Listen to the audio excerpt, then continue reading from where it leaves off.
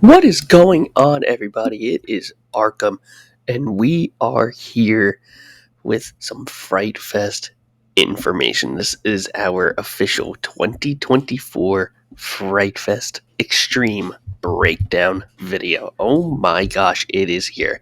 I'm going later today as of the making of this video, and we are going to break everything down. We're going to break down the map. We're going to break down the website. We're going to break down the chaperone policy. We're going to break down literally everything that you need to know to get ready for Fright Fest Extreme.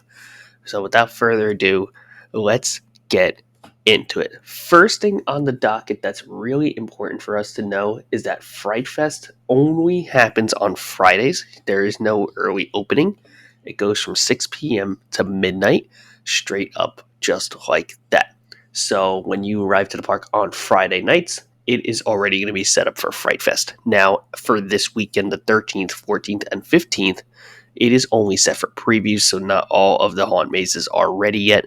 So all you need to know about that is pretty much some of the mazes are ready. I don't know which ones are at the moment, are done, but most likely the ones that are already like pre-built from the inside, like they didn't have a pavilion like Stranger Things and Texas Chainsaw, are most likely not ready yet because they had to have a whole separate building built for it. So my guess is that the other ones are already ready to go. So Saw, maybe Army of the Dead, Conjuring, those are probably going to be the ones that are ready to go. Trick or Treat may be ready today. However, the only thing is that it basically had a whole building that was there that kind of got changed up to be a haunt maze. So that one I don't think is going to be quite ready yet. So we're going to keep going down here. And as you can see, it goes from September 13th, which is today's date, all the way to November 3rd. And let's talk about prices. So prices for Fright Fest Extreme tickets, it is $65 a piece. At least that's what it starts at. It gives you admission to Fright Fest Extreme and access to all the premium haunt mazes, but not access to the park itself. If you already have a park pass, if you already have a membership, or whatever it might be, you're going to get into the park. Like they already have a daytime and Fright Fest bundle, which is really good for the weekends, which is $90 starting at that. And then they have the RIP tours, which I think they did last year.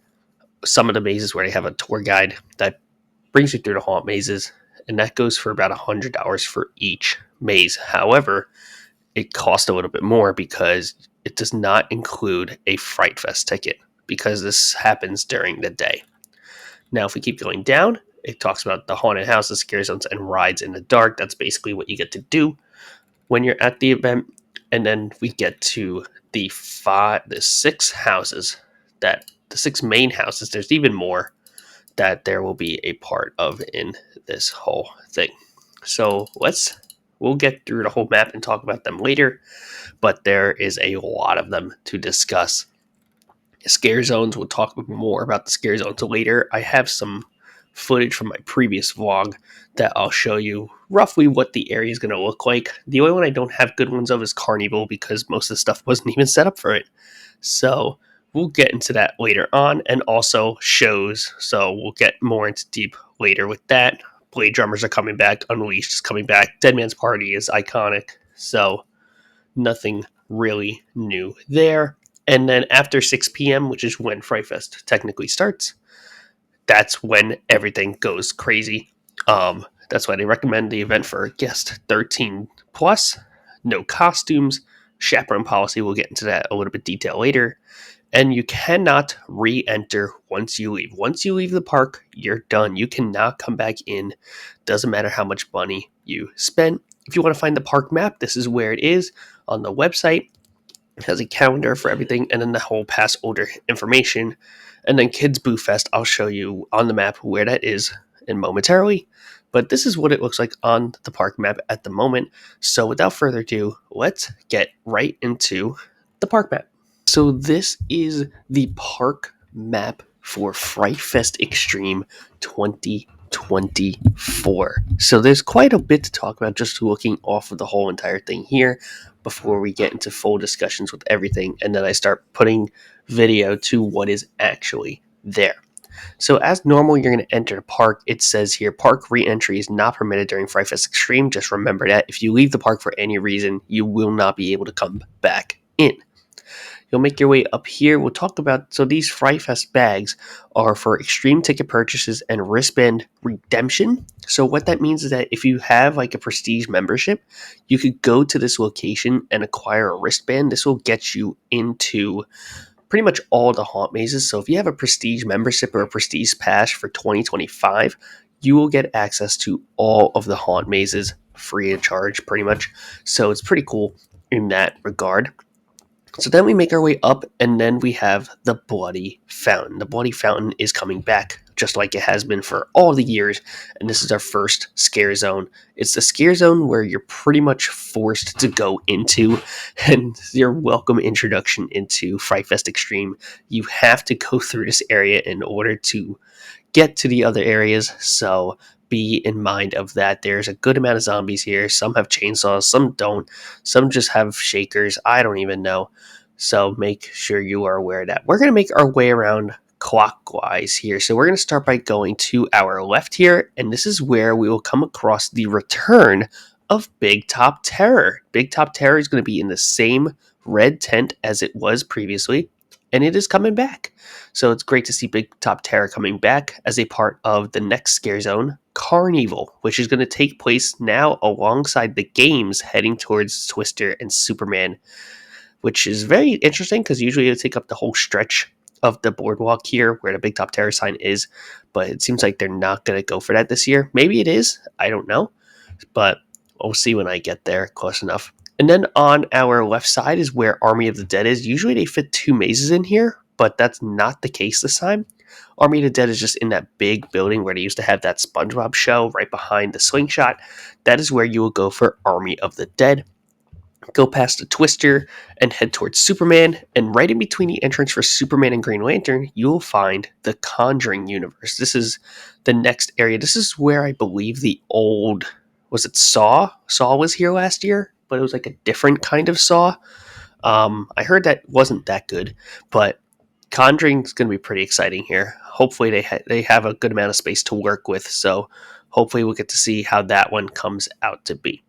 We're going to make our way up here. We're going to go take a left past the Twister and through the Golden Kingdom. And this is where we head to the Wild Walkway for Texas Chainsaw Massacre. So that little wooden entrance is going to be the entrance for Texas Chainsaw Massacre. And most likely you'll be dropped off on the opposing side of the entrance to get back into Fright Fest Extreme afterwards. This one looks to be pretty cool. I don't know much about it. It's definitely the most hidden of all of them outside of like Saw and Asylum. We'll get to those later. Trick or Treat is right next door in Plaza del Carnaval. It was the first one that announced this location early.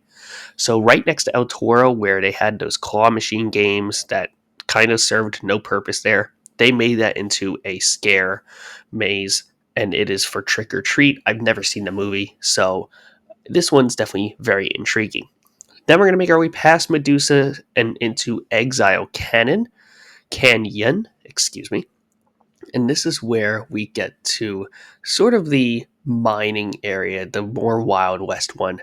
And I think this is pretty cool. I really like what they have here. And this is where we will find the RIP bar. It's located inside of Best of the West this year.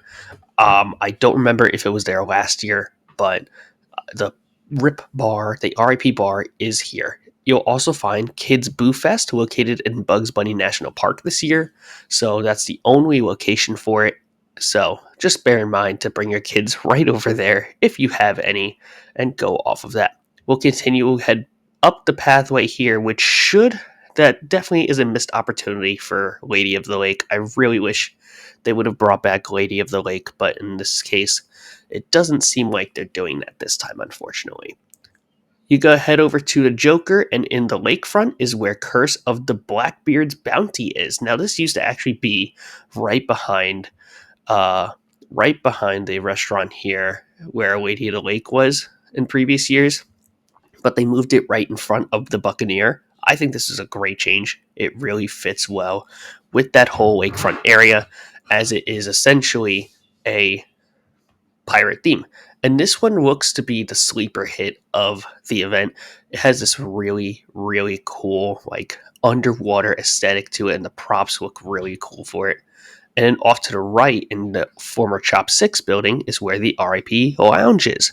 So that's where the RIP Lounge is going to be, right next to Skull Mountain. Head over a little bit further past Junior Throwseekers and heading to Jersey Devil is where the Demon District is. It makes so much sense that they finally moved the Demon District here. I think, and the props for this look awesome. I'm pretty sure a lot of these were reused, but some of them look very different.